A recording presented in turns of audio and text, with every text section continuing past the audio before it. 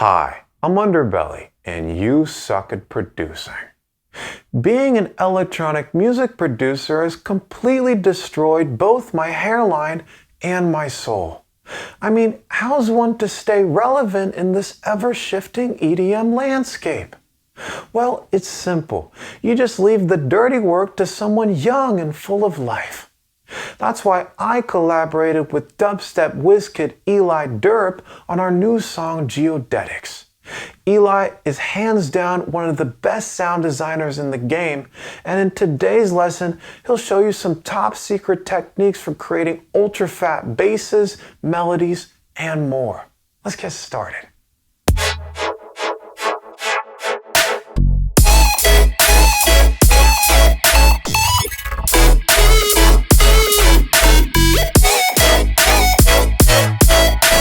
Yo, what's up everyone? I'm eliderp, and I'm going to be kind of breaking down this earlier version of Geodetics just to kind of show where some of these basses came from and kind of how they were made. Most important, the sub bass, which is made in Serum, is just kind of doing a whom, whum, whum, whum. We got some nice choppy noise here. So the next sound that I want to talk about is this gun bass.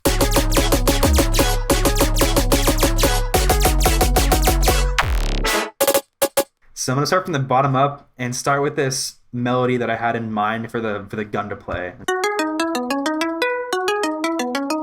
I love Loom again just for its ability to make these bells. This is a simple sound that I just made in here with the decay filter. I love Loom about this because of the spectral distortion thing as well. You can kind of just go in here and start.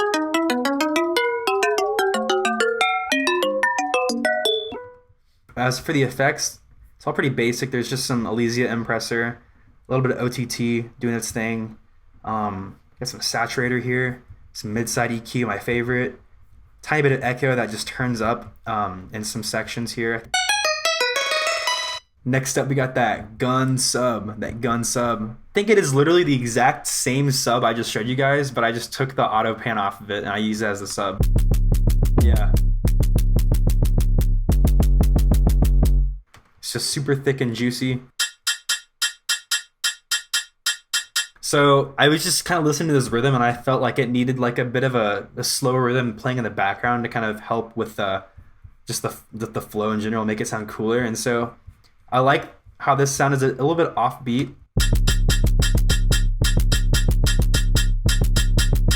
It just adds enough groove to the overall sound to help kind of carry it and keep it interesting.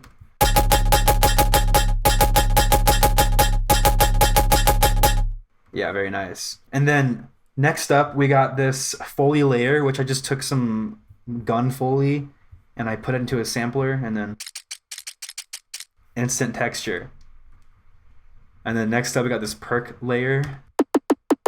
This just adds the transient, and it's just this extra transient with a lot of distortion on it as well. Then we got this bad boy, the analog laser,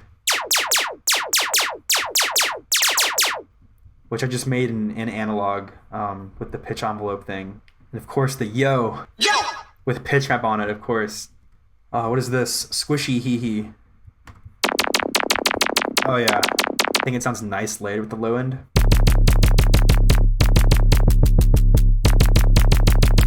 So there's this kind of like high-pitched, like squeechy one.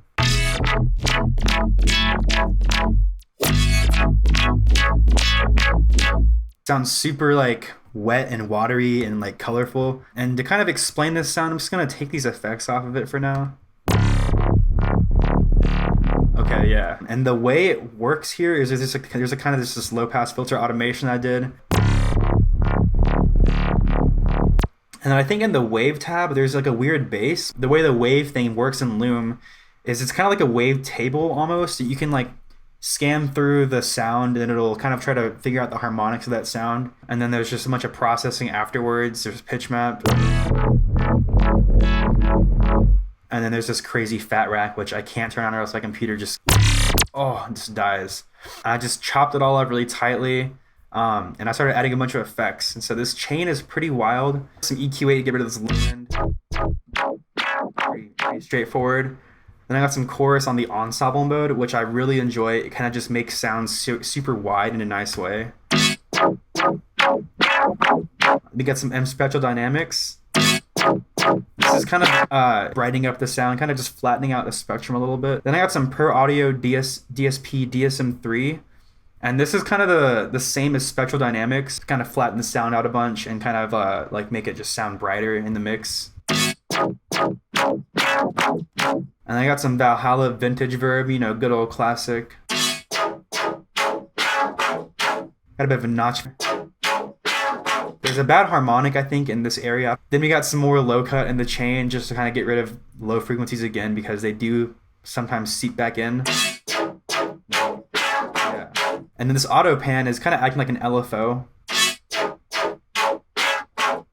Kind of giving it that swishy sound that it kind of needs. A saturator just to kind of boost the sound of a bunch. And then some good old mid-side EQ just to kind of clean up the spectrum and the stereo field and stuff like that. They got some soothe too, because this sound definitely needs it. And we got even more spectral dynamics. Super compressed now. And then we got some Pro Q3 doing more mid-side EQ. I was like, this is a pretty good sound, but it's just not clean enough. It's not to my standard yet. It doesn't sound like where I need it to be. And so what I did next was I rendered that sound out. I cut it up even more. And then I added even more effects on top of it just to make it sound even cleaner. And so it's pretty hectic. But altogether, it now sounds like this. This is the most important part of the sound. I completely forgot to talk about this. There is an M spectral dynamics on the mat on this like group chain bus thing. Yeah, without the gate, the sound is just intense. It's just high end, but with the gate, it's still high end, but it's like better high end, you know? And that is the main melodic layer for the bass and the drop and the stuff like that. Yeah, I hope that this explanation kind of helped, and yeah, let's go.